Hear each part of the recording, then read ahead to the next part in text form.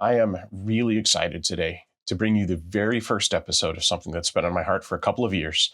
It's taken a lot of courage, a lot of prayer, a lot of clarity to get to this point. And this today is the first episode of the Deacon Life Podcast about deacons, about the life, the ministry, the call, the formation of brother deacons, like maybe yourself.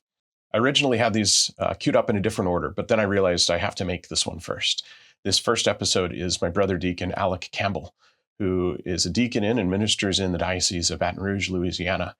Deacon Alec and I met, almost 10, 11 years ago, when we were both entering formation for the diaconate. We met through an online conversation, started a chat. We both entered at the same time, but his class was ordained a year ahead of mine. You'll hear about that in the podcast. And then for my ordination, he actually drove up to Springfield, Illinois for our ordination and stuck around through the weekend through the first masses that I preached at. So Deacon Alec and I have stayed close, supporting each other in ministry through conversation. And I'm really excited to introduce him to you, his life, his call, his ministry in this week's Deacon Life Podcast. Deacon Alec, it's good to be with you today. Welcome. Thank you, Michael. Deacon Michael, sorry. Yeah, all good. So we've known each other a while. Talked about that in the intro. But for the audience that doesn't know you, tell me, maybe just start about you, your upbringing, how your life of faith started. Well, I grew up in middle Louisiana or central Louisiana, and I grew up in a separated household. I grew up in my grandparents' home with my mom, who divorced when I was right around 1 year old. And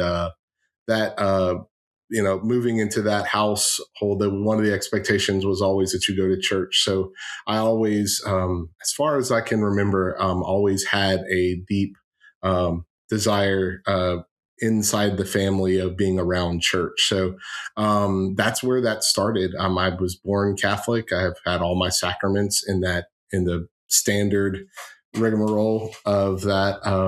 And so at that point, when I was growing up, at some point, I think it was between 5th and 6th grade, my grandfather and my mom had a conversation about moving from public school to Catholic school.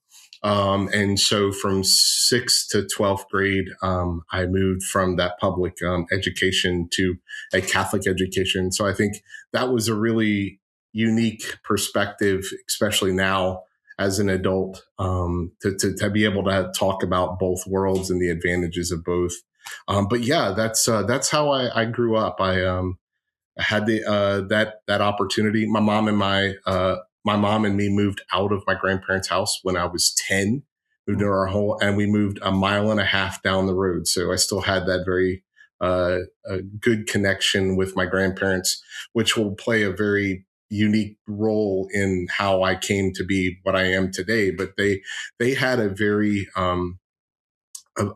integral part of how I related to faith and how I related to the Catholic Church. My grandmother, probably the most Catholic woman I know, and it was always a non-negotiable with her. And so when that was always the expectation, it really gave me the freedom to really dig in whenever I had questions, and different, and especially when I got into my high school years, I, experienced that crisis of faith where you kind of stray and you want to go see what's out there. I was always given that freedom, with the expectation that we still don't miss Mass on Sunday. So, right. And so, that's how that happened.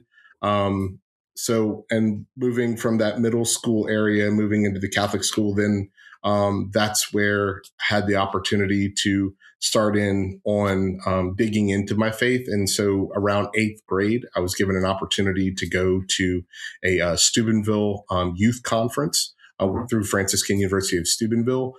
We had the very first off-campus youth conference in my diocese, literally like a couple miles from my house.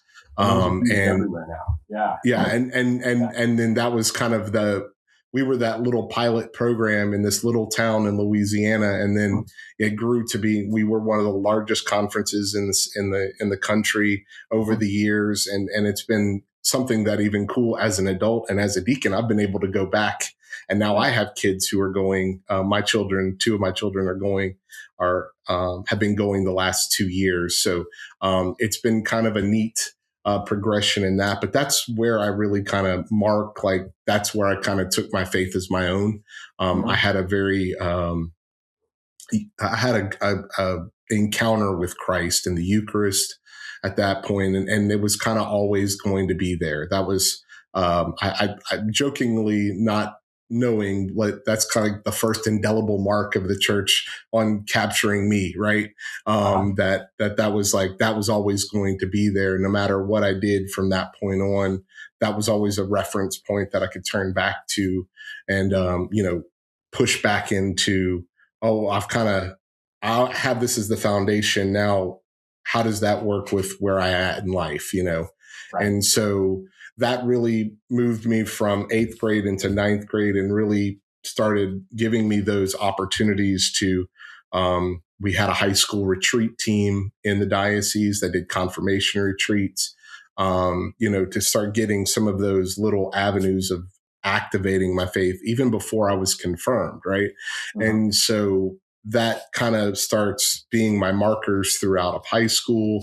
It was always kind of that other life, I had my athletics, I had football, I had all of these things in high school, I had musicals, the different activities I didn't really integrate with it, but that was always the other side, right? That was, well, I can't this weekend, I can't, come in on Saturday because I'm going to be over here doing this church thing. Or, the church thing was like, oh, no, I can't go and do that because, well, I have football practice or I have, X, Y, and Z, right? Yeah. So, that's kind of that, but it's always been that marker that has sat there. And from that point on, like, I can trace back to that point being, that's where my faith really became my own. So that's amazing. Thanks be to God. Yeah, for that foundation. Yeah, absolutely. And being able to continue to look back on it too. And then I know I normally don't ask, this is obviously more of a question because I know you, not in my normal script, but then you actually went on then to become a net missionary, right? Yeah. So whenever I got to the end of my high school years, I started really looking at the opportunity to go to seminary. And one of the things that my diocese did back then, there will be I'll talk about it more when it pertains to my vocation as a deacon. Okay. But there was a moment between my junior and my senior year where that was my direction. I was like, well, I'm not going to go to traditional college or university. I was like, no, I'm going to seminary. That was my answer to people going out of high school. So whenever the end of my senior year happened and I had gone through the whole process and I was like, well, I was going to seminary. A beautiful moment happened and between me and one of the couples that I had met with, because one of the things to go to seminary, you meet with priests, you meet with couples, you meet with married couples, you meet with the different aspects of vocations in that at that time. And one of the things that came up was maybe going straight out of high school into that wouldn't be the best thing for you. To maybe get some life experience. You've been doing this retreat ministry and all these other different things, and you've been going on, different opportunities of faith for the summers and kind of never really leaving that aspect, maybe. Yeah. Right. Yeah. And why don't you, maybe sometime maybe go to, college or whatever. And I was like, but I didn't really apply for anything. I was really kind of banking on this one thing. And so there was a couple of people in my diocese who had been net missionaries before. Mm-hmm. And they were like, well, why don't you give that a shot? And I went to an interview process for Net Canada because I was like, I've been very blessed to see a lot of the country, but I was like, well, I want to go to another country and do this. And that was a much smaller pool for, and especially late in the game, they had already kind of filled all their spots for the year. So literally I was without a home for that next fall semester after I graduated high school. And But on Thanksgiving, 2000 Thanksgiving, I came across an application for Net Australia, and they do because of the way the northern and the southern hemispheres work, their summer is December, January, February, Right. and they start their school years in January and go through November. So the net year in Australia was January to November. So I applied very kind of like nonchalantly. I don't really think I told anybody because like on Thanksgiving, I remember getting a phone call from someone at Net Australia saying, my grandpa said, there's someone on the phone who has a really looking for you. Do you?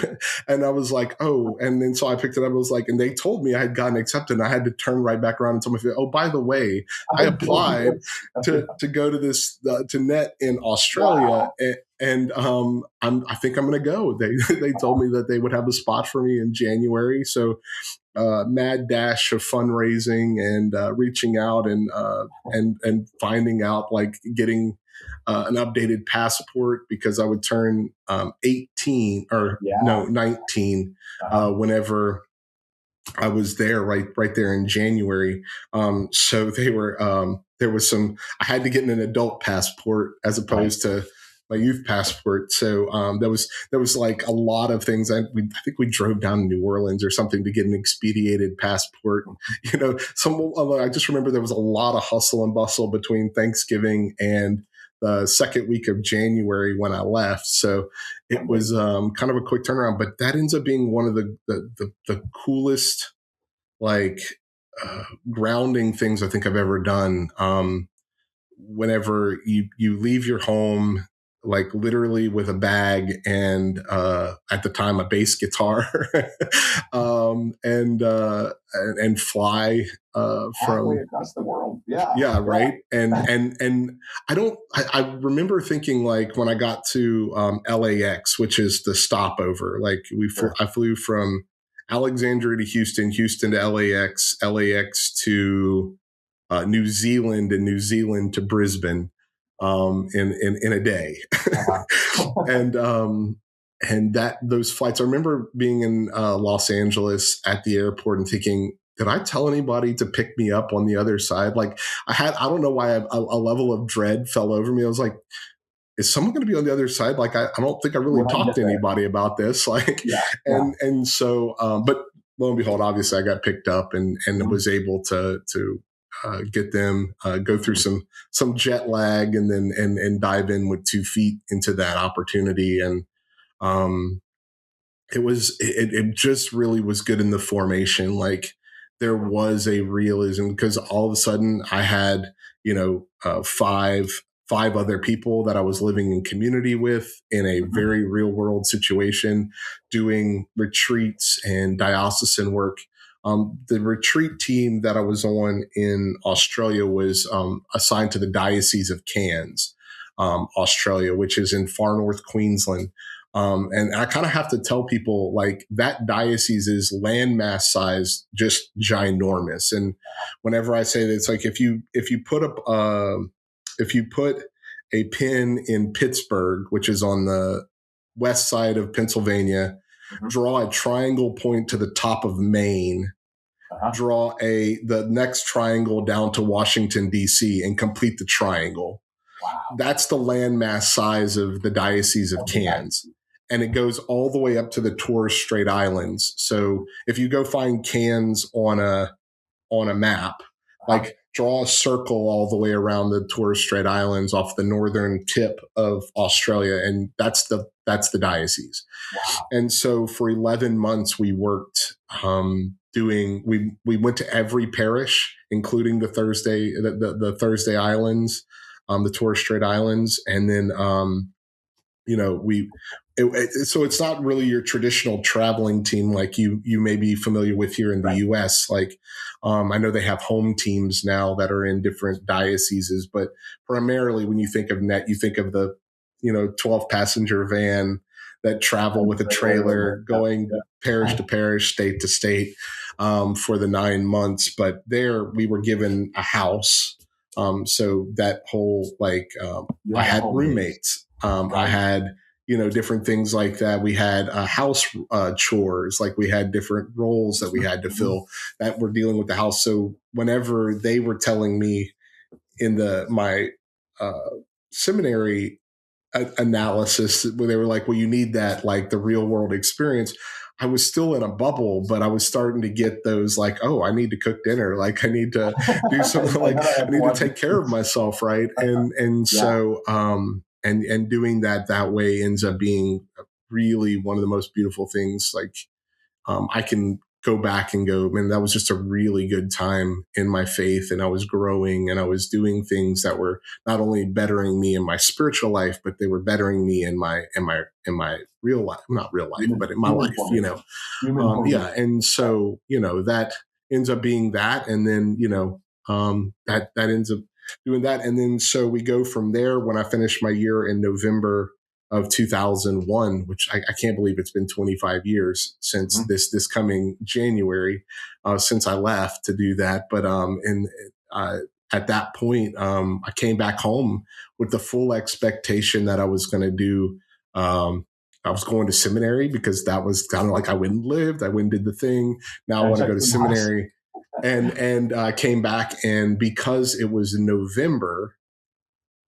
When I came back, there was a whole nother 7 months until I could enter into doing, going into seminary formally. They go in the fall. So, that point, I basically started picking up little things to do. I tried to lean back into doing retreat ministry, but it was never really, I was trying to find a thing to satisfy me for 7 months so I could go, again, do this. And I don't know, at some point in time, probably May, June, I didn't quite feel like I was ready to go to seminary. And I was kind of looking for that formation moment that I had in that Australia. So what do you do when you're missing something? Well, you go back and you do it again. And this time I was blessed. I got to do Net America. So the more here in the United States. And I found myself there in 2002, fall of 2002. I did it from 2002 to 2003. And then with the full expectation of when I get back, I'm going to seminary. And when I got back, I had the opportunity to go. I had the opportunity to apply and do all the things again when I got back in May. It was kind of a quick turnaround, but I had everything in line to do it. And it just didn't quite feel right. And ultimately I did. I went through the whole process again, met with all the people, filled out all the paperwork, had been accepted to St. Ben's Seminary College in the fall. And I got to my very last meeting with the bishop. And I was sitting in his office and he was like, I don't know why, but I think we need one more year. Let's wait one more year and then you can go. It just seems very rushed. Like you seem like, you're still trying to adjust back to regular life. Like it's time, it's just time. It's a small amount of time. Ultimately, if you become a priest and you're a priest for 40 years, you're still looking at, that time frame going a year from now. But this time, what we're going to do is we're going to give you a job for the year because we're asking you to hold off. We're going to find something for you to do. And I was assigned to be the campus minister, one of the lay campus ministers, and ultimately the youth minister for the Louisiana School for Math, Arts, and Science, which is in Natchitoches, Louisiana. They take the top 1% of students in those areas of math, arts, and science from the state. And they give them a kind of like a boarding school where you go Monday through Friday in there and you go home on weekends, or you can go home on weekends. And it's a high school for your junior and your senior year. Well, in Louisiana, and I know a lot of places still around the country, you get confirmed your junior year. So what happens is one of the holes was these Catholic students who were coming to Louisiana school were missing a year of formation for their confirmation.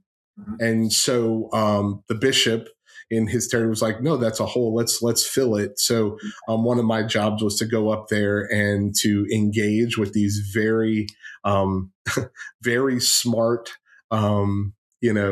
students from our state and get them confirmed. So we built a program for their second year formation. We met with them a couple of times, and then we gave them the option. They could be confirmed at Holy Cross, which is there in Natchitoches, or they could go home to their home dioceses or their home parishes in the state, and they could be confirmed there. So we quickly did that. We built a youth group out of it, different things like that. So at that point in time also is where something that the bishop said to me was like, you're going here with the expectation to go to seminary, but don't be set on going to seminary. Like, if life happens.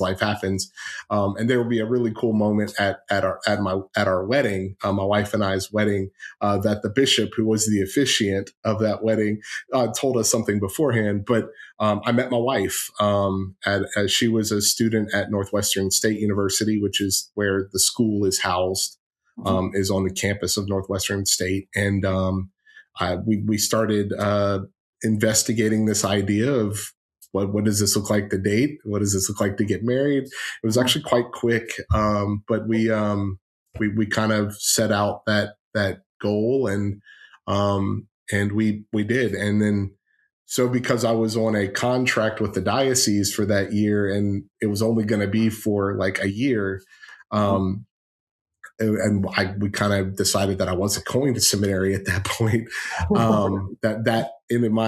My wife famously said, well, if we're going to get married, you're going to have a real job that can provide for us. And so I leveraged my time with NET and different experiences I had, and I put out a nationwide search for a youth ministry job. And ultimately, three jobs came back: one in New Jersey, one in Kansas City, and one in a little town called Shawnee, Oklahoma. And I went back with those three. Had gone on the interviews, phone interviews, all that stuff. And I came back to Lindsay, and I go, "Hey, here are the three job opportunities. Where do you want to live?" And she goes, "Well, I remember it. She's like, which one's closest to Louisiana? As Louisiana, we love our home state, and we want to be close to home." And Lindsay had asked that, and it ends up being Shawnee, Oklahoma.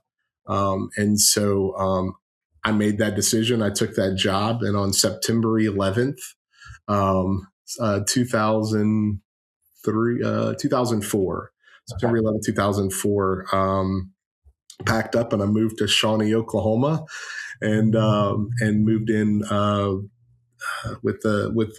a Benedictine parish, St. Benedict's, there in Shawnee, and I was their youth minister. And I at that point, the rest is history. We got engaged. We got married. She moved to Shawnee for a year. After our first year of marriage, we were given opportunity to move into a larger parish in Oklahoma City. We were there for another 3 years. And then as things go, our daughter was born there, and we moved home shortly thereafter, because one of the beautiful things about Louisiana grandparents is they don't like to be separated from their grandchildren too much. So one of the really cool things that happened to us, we had an opportunity to move from Oklahoma back down to Louisiana, where we live now. So we've been here my daughter is 16, almost 17. We've been here for 16 years now. So I marvel at God's plan.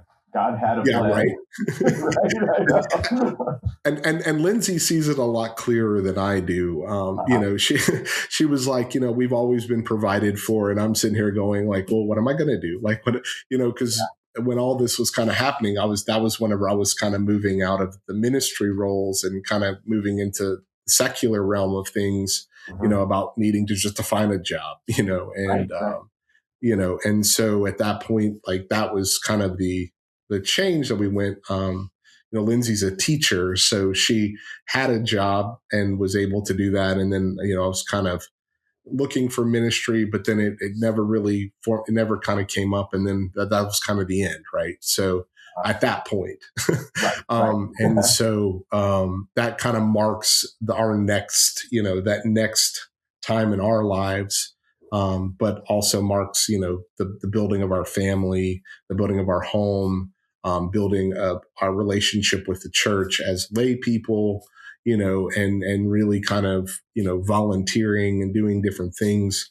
I was given an awesome opportunity during that time to be a youth music minister for one mass. So I got to kind of look at that. And I did that for up until the time I went into formation to be a deacon, which would be that next shift. But yeah, that's how that's where my formation from net minister to husband, father, that's the movement. Thanks be to God. So then how and when did you really discern the call to the diaconate? I think subconsciously, whenever I kind of let go of that idea to go to seminary, and that I don't think that ever went away, the desire to serve at the altar, to be around the church, to really, and I think Net did a really beautiful job of instilling that in too. It's like you serve, you're at, you lean on the church and the church leans on, has a beautiful relationship and the people. And when I say church, I'm talking about the people of God, right? Not the four walls. I don't lean on a wall. It leans back. No, I'm talking about the people who make up the church. And so, in that change, I don't think that desire ever went away. So when the Diocese of Baton Rouge, and I think this is kind of where we start, our friendship comes up. I was really kind of looking at how this was going to work. Our diocese had taken down the permanent diaconate program for investigation on a new way to do it. And they were looking into that. So they did that. They had a class that finished out while they were doing the investigation. There was 2 years, and then they opened it up for that. And at the time, and I think a lot of places in the country have that. It was retired men, people who were well off, who could navigate that opportunity, like the rigors of the program, right? Yeah. And but then all of a sudden, and there was 2 of us that entered into this program, and we were, so, we were in our early 30s for Michael, for Deacon Michael. He was in his late 20s, and we were coming into this discernment phase. It was like, well, the rule says 35, right. And so why would that be something? And there was a lot of, I remember several of the deacon wives, whenever they were meeting with Lindsay and stuff, saying, well, why are y'all doing this now? You have young children, and I think in that really forced us to look into the call, right? It was like, well, why are we doing this right now? And is this really, a thing? But that's where that desire came from. It was kind of like, well, this is something I always wanted to do. I wanted to be around the church. I wanted to be around the altar. I wanted to do real service. And if a deacon is a servant, well, this is perfect, and we are in there's a lot of criteria that's a lot of check marks being happened, so that was, well, let's investigate this. And when they had their discernment sessions, or I think we had 5 discernment sessions before we were admitted into the program, those were all okay, well, that's another box check. And so, and I love the line. It was told to me very early on in formation, but you're not ordained on day one. and so, the 5 years of formation that followed that initial, let's investigate this, really prove that out, and I think so. I don't think the desire ever left me. I don't think there was always something in me that says, no, you want to do something like this for the church. And then it was like, let's prove this right. Follow the method, follow formation, lean into that. Yeah. And so then that's what it was. It was, I continually inquisitive. And that's where, we met. Like, it was one of my questions. It was inquisitiveness on, like, how does this look like in the other parts of the country? Like, like, is this unique? And the younger ones being formed at that time. Right. And so, it was like, are my experiences, because not to say that my brother deacons weren't, but all of them were further along in their life that I didn't have. I didn't have I didn't have reference for what I was experiencing, and and so it was reaching out and looking in. Like, we met on a Facebook in a Facebook group. And it was literally, well, what does formation look like in your diocese? Different things like that. And I think for me, that proved out, and obviously in the cover of COVID in 2020, after our date was moved twice in hopes that we could have more people at our ordination, August the 8th, 2020, we were ordained permanent deacons, or deacons, well, not permanent. We were ordained deacons. So, yeah. That's awesome. Yeah. And our class was moved out a year, which is part of our story. But I'm glad that we were. I'm grateful. But so you're ordained. Now, what does your ministry look like? How does your service come to life? Service is in everything. It's just not separatable.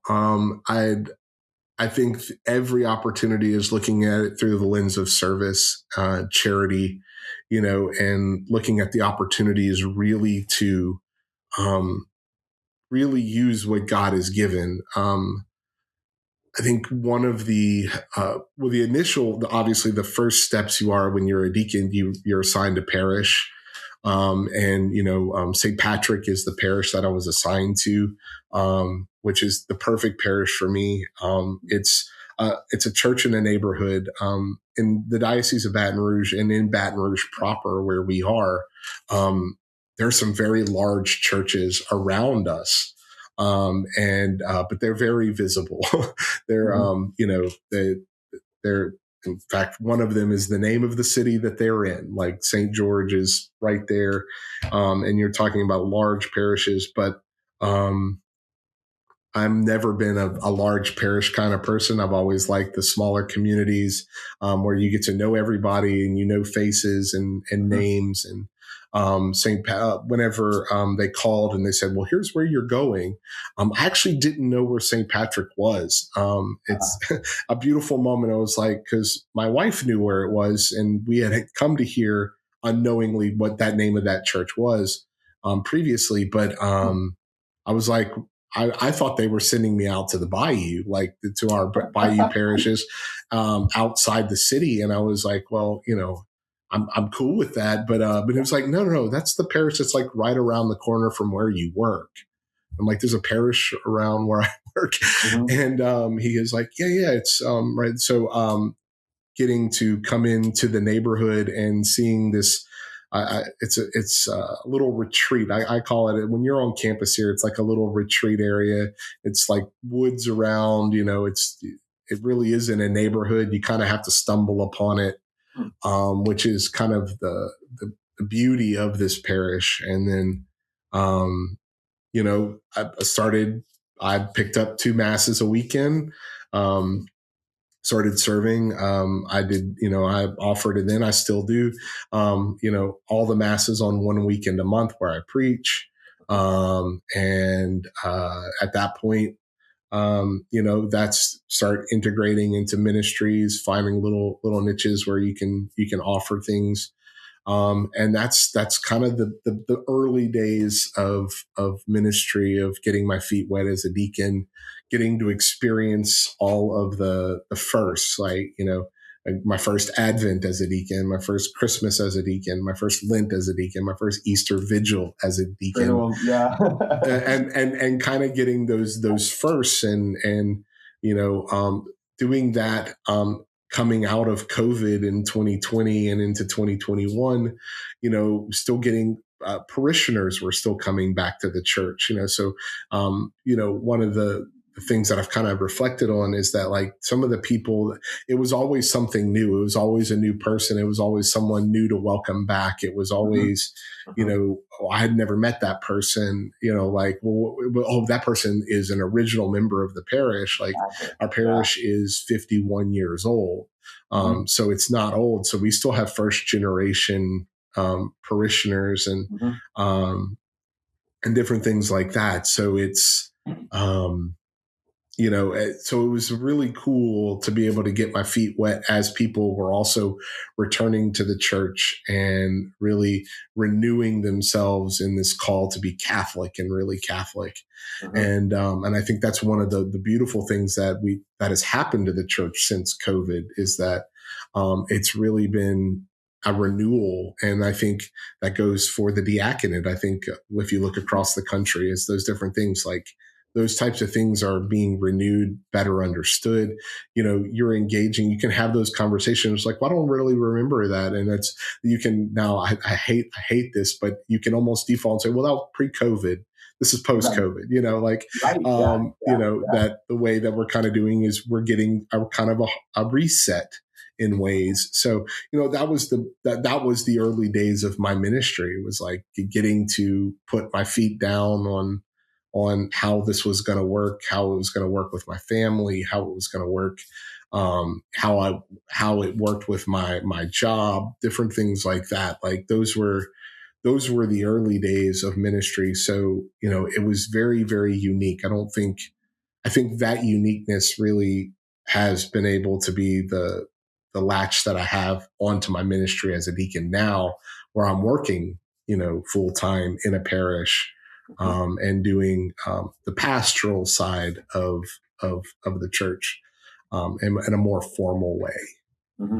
Yeah. So if you, knowing now that that's what you're doing as a job now too, like, if you wrote the story of the last 5.5 years in a few chapters, what are the high and low chapters?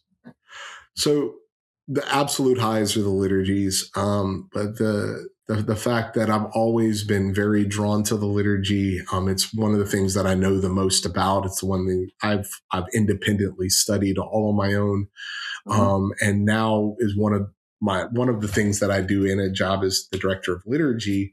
I get a hand in collaborating and doing these different things in the thing that I love, and having getting the unique perspective as a deacon to be able to sit in the chair next to the priest and see it from that perspective, from back to front, I think has really been the highs for me. I think if everything else was stripped away and I was left with one thing, the one thing would be getting to serve at Mass and being that opportunity to interact with people at Mass.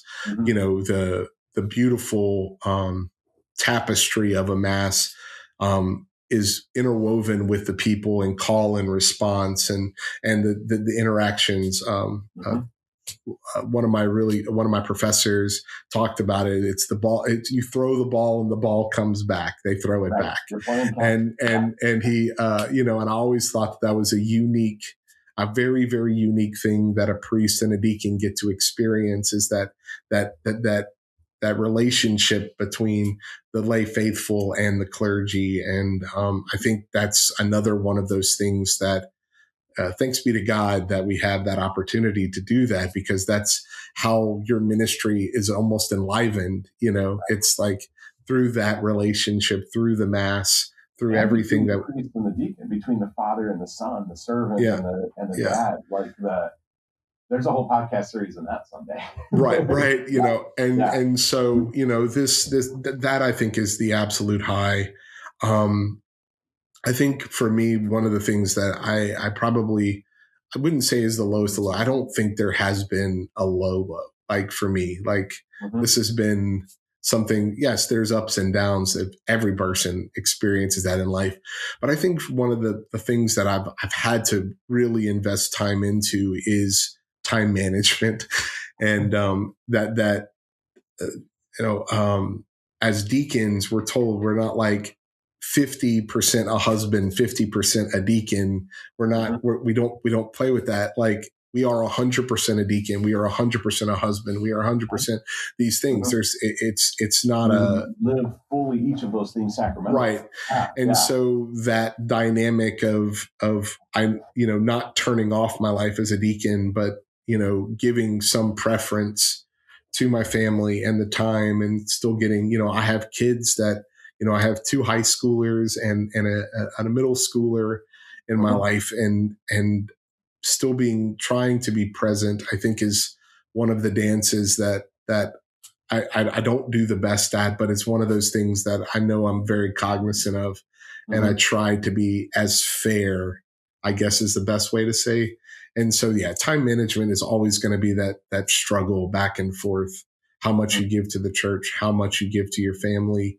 And I think that's probably the low. For me,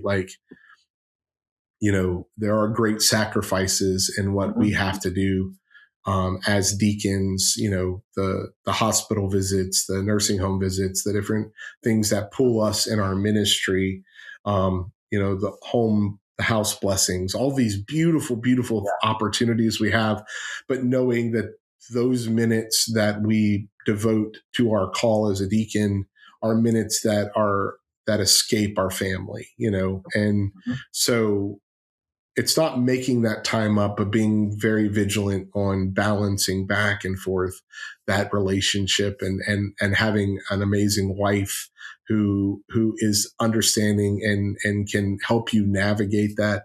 Our shared calendar, I think that's something that we don't ever really get to talk about. It's not talked about in formation, but I think there should be a class on time management and having a shared calendar and setting alerts, and being fair to, my time has been given to here. Now my time is given to here, and just being okay with that. And as a young deacon, having the energy to be able to do that is a great blessing. And I think that's one of those things that you look at, my older brothers, who are in their retirement and different things like that in their secular world. I think, the energy to do what I'm able to do in my state of life right now, it would be very hard for them. And so, it's a great challenge to have, right? It's rising to that occasion and that opportunity. So finding that balance of intentionality and the time to take care of yourself too. Right. It's like, right. And you have to, I don't know, but for me, it became a journey of learning how and when to be intentional about saying no. And then wisely using the time as I have it. Yeah. No is a hard word. No is a hard word. That should be another class information. And I know my deacon director would say so. Right. Yeah. Wow. So, how do you fuel your service? What does your prayer look like? How's your prayer life? Oh, prayer's good. It's the non-negotiable, right? It's you. As I tell people whenever I chat with them about how to build a prayer life, it's like your eyes open, you look up to heaven, say, thank you for another day, put 2 feet on the ground, and you go about your prayer, and, as deacons, we're very tied to the liturgy of the hours. I, as a person who, was formed in a little bit of my spirituality in the Benedictine style, having been a youth minister in a Benedictine parish, having the opportunity to be around Benedictines at the abbey that was in the same town, really having that foundational idea of the liturgy of the hours has been something that I've never struggled with. And I know that's unique to me, because I know I've talked to other deacon brothers who struggle with making sure that that's part of the routine. But that was something that I've never struggled with. I've always been very hard and fast that after I wake up and I get going, that's the next thing, right? It's that very first thing in the morning. Finding a lot of times my afternoons driving home from work is whenever I'll put the audio version of the liturgy hours on, and I'll hit play, and that will be on home. And then obviously the last thing that I do every day is my night prayer. Okay. And so that's something that I've very much leaned on. I'm very excited about the new translations that are coming out soon. Maybe, right? Yeah, maybe. Well, I think they are. It's just like when that actually makes it out and back into the mainstream. But that's something that has never been a struggle for me. So that's one aspect. Obviously, leaning. I've learned and really within the last year. Really invested into the prayer of the Mass as in service.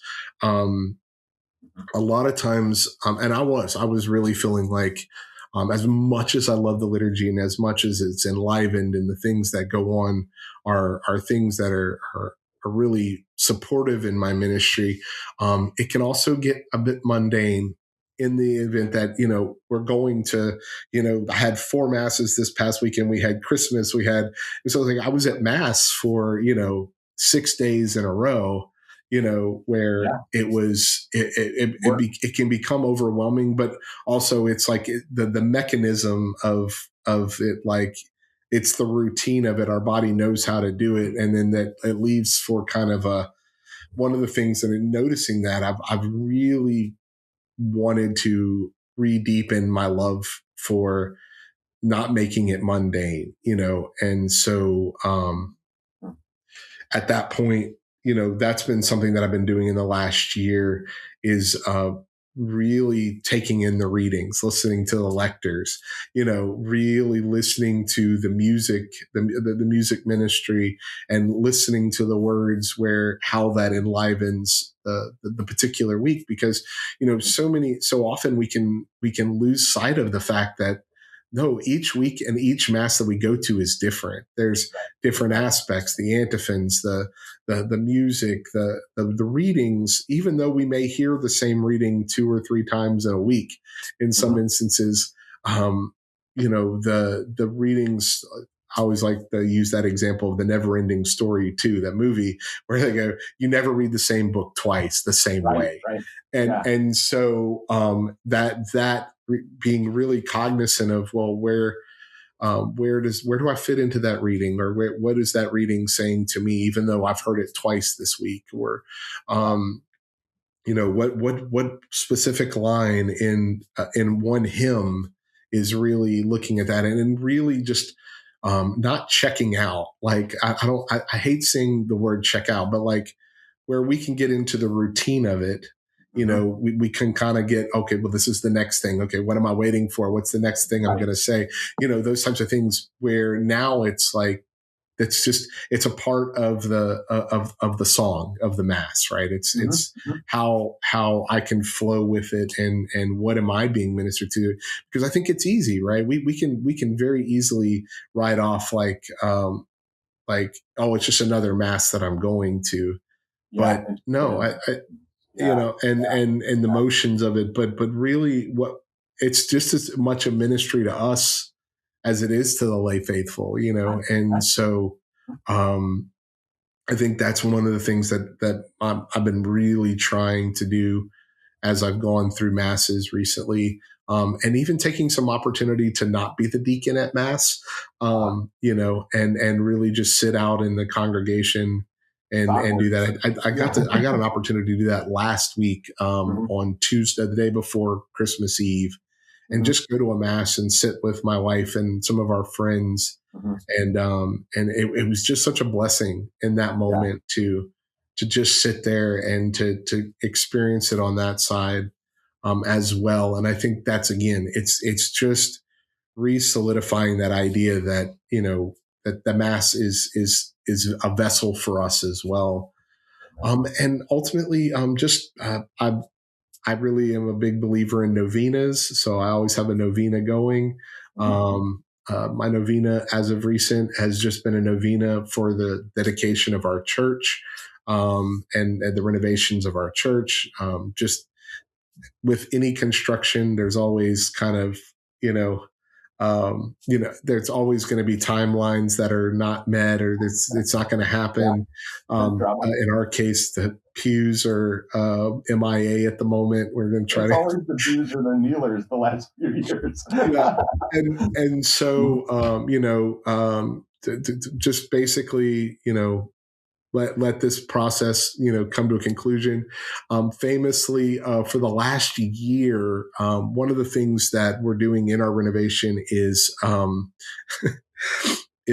we wanted a relic of St. Patrick to go into our altar, whenever we dedicate our church. And it's just been very hard to locate one or get someone to part with a St. Patrick relic. Right. And there were discussions at one point if we were just going to fly to Downpatrick in Ireland and see if there was a way to some monk somewhere had an extra. Yeah, right. Would have one, but ultimately, so I started a novena, and it took 9 months to the day of my novena when I got a text message from a local priest who came across one, and he knew we were looking for one. And St. Patrick is sitting up there right now, and he's waiting to rest in our altar here. But I mean, that's one of those, the unique things about novenas is you go through it. It's a process. It's a prayer. It's in so many ways for something, but in a lot of times, or it could be for someone else. I love the dichotomy of the novenas, where the process of allowing God to have a part in a process, and walk you through, and that has its highs and its lows. And I was like, okay, I did this thing for, consistently and for this amount of time. Way too. Yeah. And so, that was something that I really has been, yes, the uniqueness of the fact that God did in 9 months what I had, what I had set out to do, and on the day of was super cool. But I also know that God does answer prayers, and it's not always the way we want it to be. And yes, it's a unique thing, but I also know that there's deep healing, there's deep intercommunication with God that can be born out of these novenas. And also, one of the other things I've recently done, I used to be a youth music minister, like I said, but whenever I left that, I really put that away. I really kind of stepped away from music for a little while, and just recently, I've just started to pick around a little bit, write a little bit, really lean into some hymns that I've been hearing from people lately that I was just like, oh, that's very unique. What would that sound like on the piano, or what would that sound like on a guitar, and really, go and sit with it, with the words, but then hear the music come alive. And that's something that's new in prayer. Just the last couple of months that I've kind of returned to music. And I think that's the next thing, right? It's cool. Where is this kind of move me, where God's going to move in this through me, opportunities and different things like that. So I love that. I'm glad you said that. I was a music minister for 14 years as well before I got deep enough into formation that I had to retire. And I have recently felt the call to just occasionally go sit back at the piano again too. And like what you say, I've come to realize how deeply prayerful that is. And how I've missed that more than I thought. Because I think, as a musician, you have the ability to do something that's very unique. And as much as I love contemplative prayer and the silence and doing those types of things, there is something about the lifting of music, right? That it breaks the silence. Yep. And it brings what we have gained in silence to the heavens, and it's like incense, right? It rises, the sound reverberates and gets bigger, it does something very different, and it's very beautiful. And I think there, reading kind of where the church is right now, you see kind of a reemergence of it too. Like I think, you look at these national conferences and these beautiful images of our young adults, our youth, our young adults, those coming up in the faith, those who are renewing themselves in this new season of the church. I think that has a very, very integral part of how they are relating to the church. And I love the fact that we're also getting people who are dedicating to writing hymns. Mm-hmm. And I say this very differently because, we know the difference between a song and a hymn. And we see the separation between maybe what we would hear on the radio to something that's intrinsically tied to scripture, to tradition, to how this works within the everyday life. And not to go back into the John Wesleyan world of the hymn, the Wesleyan hymnal that gave us 1,300, 1,400 hymns to 7 or 8 different melodies. Right. Where I see I love that. The Catholic Musician Initiative. There's different organizations that are now reviving chant, but not just reviving old chant, but writing new chant. Right. One of the things that the Source and the Summit hymnal, which is something that I've grown to really like just for my personal use. But like the focus on, there's a antiphon that is written for the entrance of every Mass, right. All 364 days that we have Mass a year. Mm-hmm. And there's an antiphon. Closely the traditional antiphon tunes, too, right? Like they actually a modernization of the melodies that are accessible. Right. And so you start to see some things like that, like a reemergence of some of those like very insider baseball, things that the church has always kind of hung on to, but now they're reemerging anew. You start to see that I went to a Mass visiting a parish not too long ago that integrated that antiphon and had had a processional as well. And I was like, that was really cool how they tied both of those into each other, and it was that little hat nod, like, oh yeah, that's very deep liturgy. Like as a liturgist, I really found that very cool, but but it's also something that's teaching, and I think that's and walking people closer to what the church desires. Yeah. Mm-hmm, yeah. Absolutely. So I think that's a very cool emergence or reemergence from the tradition of the faith. So yeah. Okay. I got one more big question and then a quick speed round. I know we've been going okay. So, okay. So the big question, any thoughts that you would share with any man that is either discerning or is in formation? Be open. There is so much of the way that the world presses on males, on the man. And I think we can very easily get lost in our rigmarole, our everyday, the workaday world, and not make that space for what God is calling. I think a lot of men are called to be deacons that are not responding or hearing the call properly because of the way that the world almost refuses to allow us to stop and to look at it intently. And I think one of the things around, especially for the Diocese of Baton Rouge, we actually have a process, a program, a formation program that allows us to really touch on that, never stop touching on it, because we put a new class of deacons in every year. And we ordain every year for, and so since I was ordained in 2020, we've had 5 subsequent classes of ordinaries, and including a class that started last year with 16 men in it.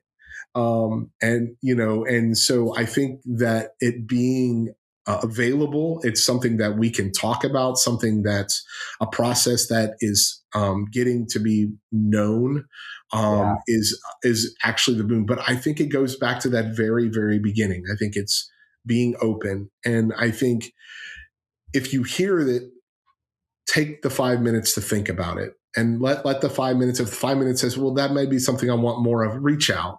Talk to reach out to the deacon formation. Every program has a director of formation, and go sit down. If the opportunity and at the right time of year, I know we have those 5 formation sessions that lead up to the diaconate. And there are many men who come and do the same thing that we did. You go through those, we see them, and then we enter into the process and listen to that refrain that I said a little while ago. You are not ordained on day one. Yeah. If you feel a call, do something about it, but know that it may not be the call, but prove it out, prove that it's not, right. Yeah. And be bold in that, and not really, put aside the world's view of what you're going to do long enough to give it a fair chance. I think, because obviously we can't put away the world forever because we interact with the world. But I think one of the initial things that stops it, very early on is, well, I'm too busy, or this, I can't make this work with X, Y, and Z, where the excuses really start living in. Like for me, like, you have a young family. What are you doing? Like,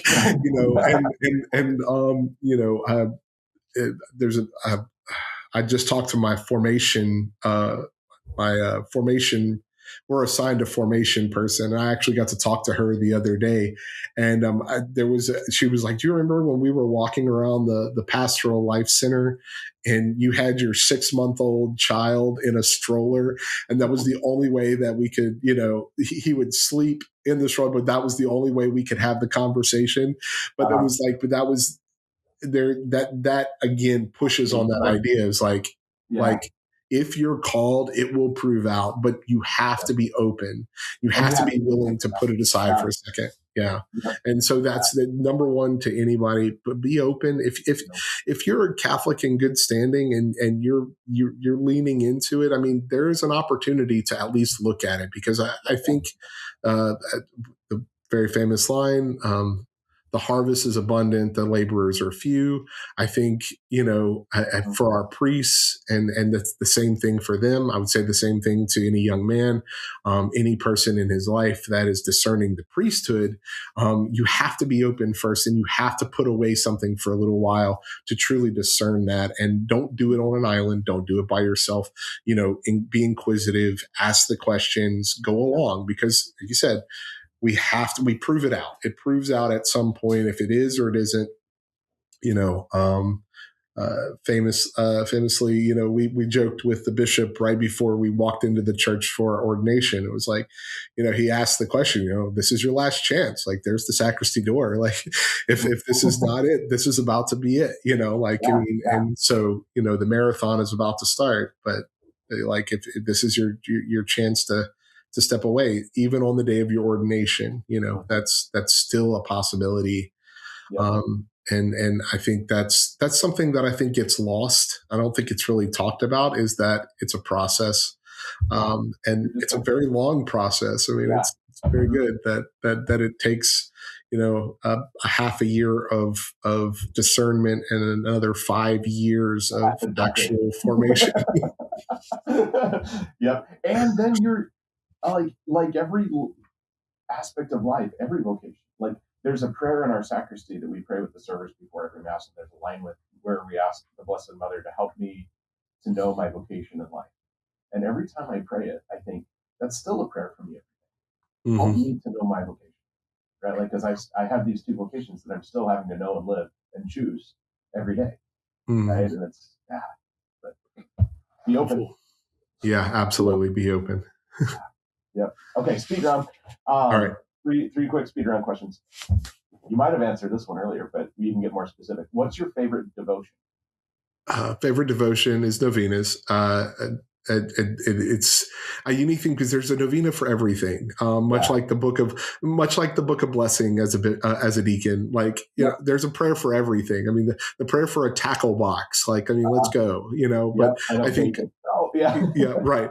And so then so I think novenas is my favorite devotion, just because it's so intrinsically tied to conversation and about doing the work.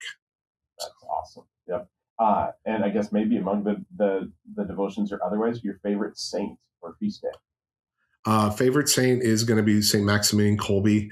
My middle child is named Kolbe for a moment at my confirmation of divine intervention or the inspiration of the Holy Spirit. When I was confirmed, I was going to be St. Michael. I had picked that. It was in my brain. And whenever the bishop asked, like, what name? What's your name? And I said, Kolbe. I had no idea who Kolbe was. I didn't know anything previous, like nothing. In fact, I think when I thought about it, I think I thought Maximilian Kolbe was St. Padre Pio, because I think I thought he had stigmata at one point in time. And it was like, and at the time, in the late 90s, information was still coming online with the internet. So you literally had to go find like things out about Catholic saints and right. And so I went to the Catholic bookstore and, cause I was like a couple of my confirmation gifts were like statues of St. Michael and different things like this. Cause I had told everybody that was the saint I was going with. And when it was asked and I said that, I was like, I'm like, is there a book or is there something? So I went to the Catholic bookstore and they didn't have any books or anything on him, but they had a prayer card and I still have it. It's actually a bookmark in one of my books.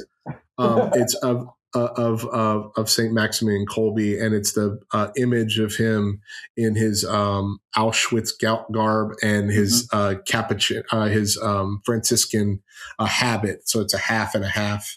Cool. And that was the only card they had, and that started off of me starting to ask questions, ask my priest, who is this? He had to look it up. Like, I think it's beautiful that his ministry has come alive, especially that movie that they just had of his life. But Maximilian has been a gift to me in dying to myself and really emerging as, be willing, be open, be willing, to be open to what's moving in your life and no matter where it leads you. And honestly, that can be, it can be attributed to anybody, but for St. Maximilian Kolbe, that was I think one of the other things about him that I really love too, is that it's said that he probably would have been canonized a saint even without his martyrdom, like his work with the Militia Immaculata, his writing in Japan, different things like this. Like his reach was so far beyond what we know him for, what he's most known for about the giving his life for another person in Auschwitz. But his reach was far greater. The whole platform beyond that. So I like to know that, yes, he was given the opportunity to die for the faith, but I think one of his lasting legacies for me is that, that was probably a foregone conclusion for him long before that happened, That was his formation. The formation of a Christian, really. That's awesome. And just planted by the Holy Spirit. Like, what an amazing story. That's so cool.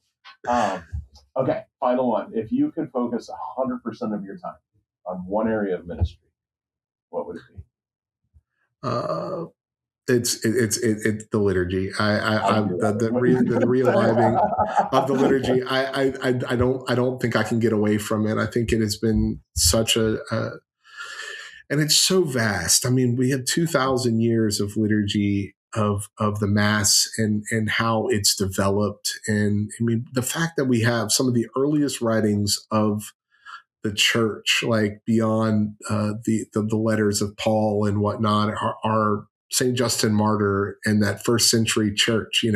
We still do things that we can say, no, we can point to it and go, no, that's still very much alive in how we order our Mass today. And, the opportunity to, I've recently had the opportunity to really dive into the East.